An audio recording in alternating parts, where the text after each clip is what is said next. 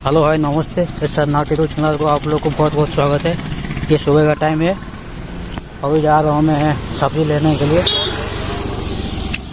तो ठीक है।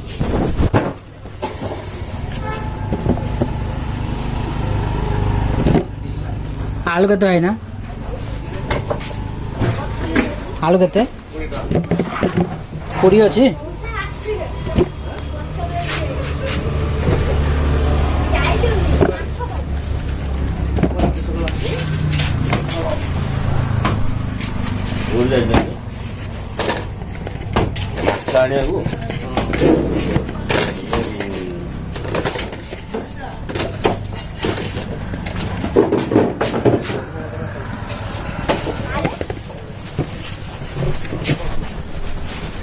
କ୍ଷୀର ପକେଇ ପକଉଥିବ କି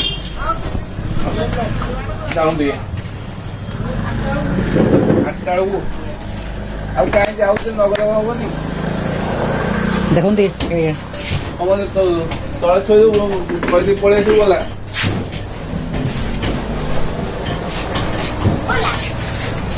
ଅଦାଟା ଇଏ କଲେ କି ଅଦା 10 ଟଙ୍କା ସେୟା କରିଦେବେ। ଅଦା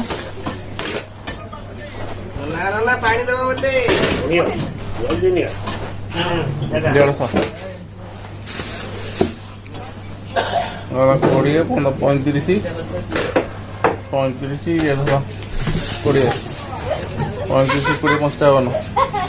ଏଇଟା ହଁ 55 20 75 ଟଙ୍କା କେତେ 75।